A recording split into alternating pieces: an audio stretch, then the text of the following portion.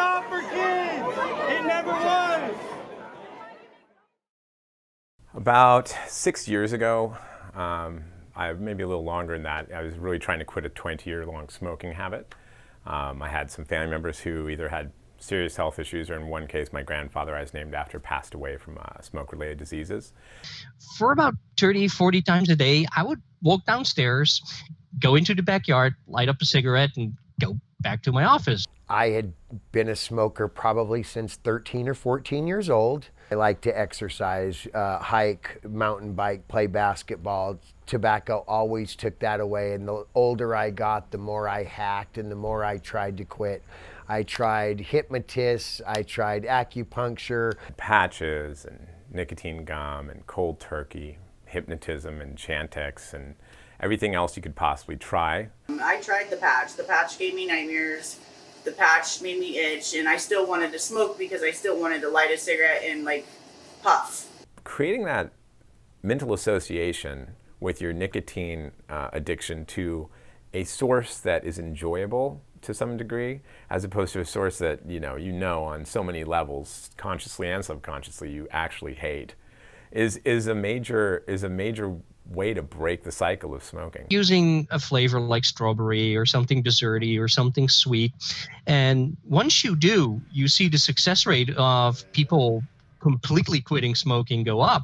When this came out and my buddy introduced it to me, I could see that there was basically four main ingredients, and none of them were tar, none of them were bleach or acetone.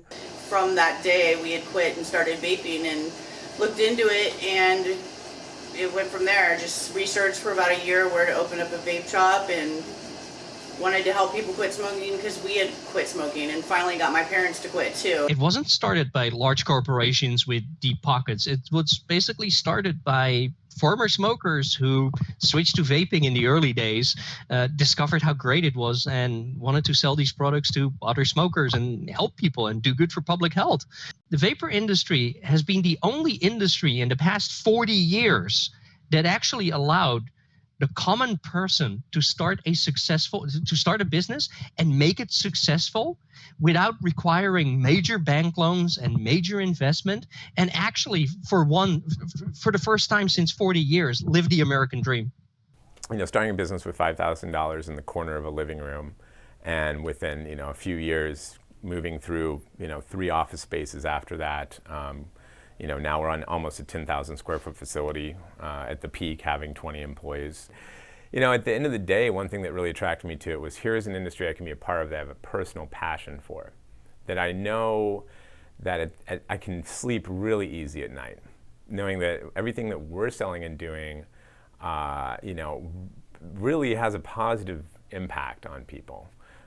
I know that, tobacco, traditional cigarettes kill approximately 480,000 Americans every year. That's their numbers, government's numbers, not mine. If we could reduce that by a half, by a third, by 90%, if we could reduce that a giant, why wouldn't we want to do that? At current count, late 2019 right now, we've got 51 municipalities that were hit with flavor bans, which are basically a prohibition on the sales of flavored vapor products. Both the FDA and the U.S. Surgeon General have declared that youth use of e-cigarettes is an epidemic. As we learn more about these cases, we can't lose sight of the threat that vaping is causing, and how flavoring is helping to drive youth initiation of these products. If smoking levels go down and vaping levels go up, has anything really changed? Except for we took people off of the combustible ones that kill 480,000 people per year to the ones that have proven to be 96% safer by the Royal College of Physicians in the UK, who did a complete independent study on this.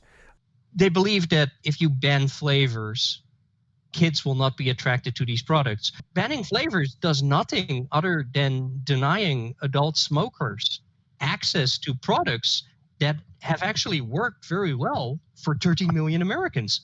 And then they're conflating youth use and increasing youth use with black market THC sold by drug dealers that people are dying from and ending up in the hospital, and combining the two and then saying, well, it's all related to vaping, so people should stop vaping immediately. The ingredient list for e-liquid that contains nicotine has not changed in over 10 years. It's PG, VG, nicotine, and flavoring. But at the end of the day, we know vaping's 95% safer, and we also know none of these e-liquid companies has fundamentally changed the way they're making e-liquid. So why is this there's a sudden group of people all over the country, going to hospitals with lung-related illnesses? The media sensation that went on scared thousands and thousands of people, and it had nothing to do with flavors. It had nothing to do with e-liquid or e-juice.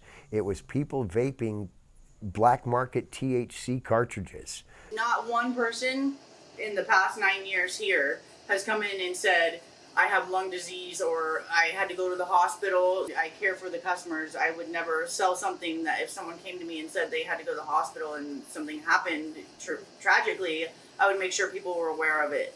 Consumer confidence has dropped to the point where people just don't go to a vape shop anymore. Everyone on every level is kind of freaking out. And then, of course, on the brick and mortar level, you don't have new people walking in saying, hey, I want to quit smoking. Can you help me? Because what they're seeing in the media is if you vape, you could die.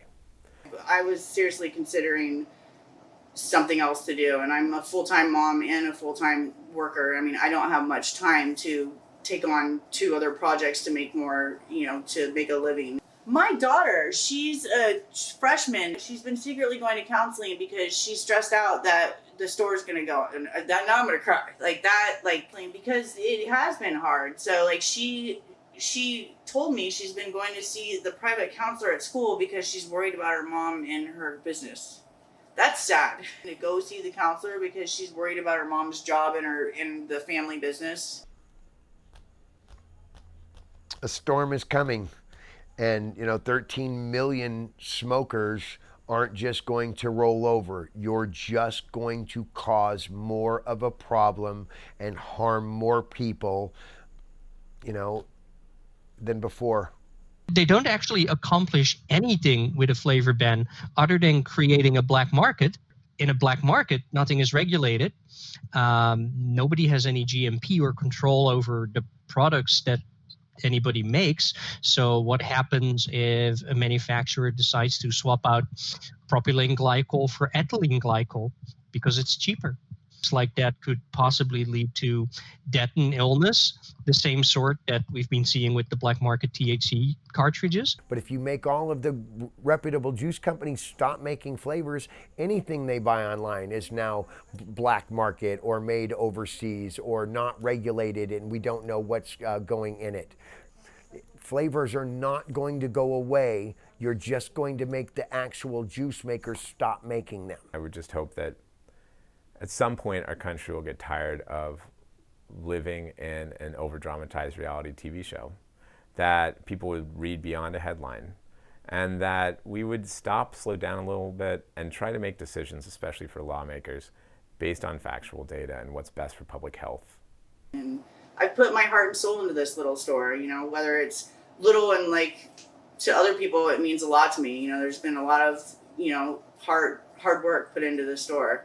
And a lot of people have been helped, so it's sad.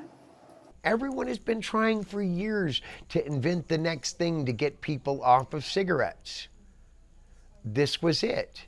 To think that our companies are associated or somehow foot soldiers for big tobacco is pretty short-sighted.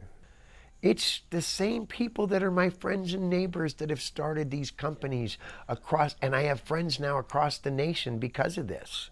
And it has grown completely from grassroots, one tiny company at a time with the craziest, silliest names. It's just a bunch of ma and pa people putting together small businesses, and none of them having any giant research teams. They just want to make it cleaner or better and have more people like it. They don't need to get them addicted. They just want them to like their product. That's enough for us. Everyone's trying to, get people off of cigarettes and offer a safer alternative and a different lifestyle entirely.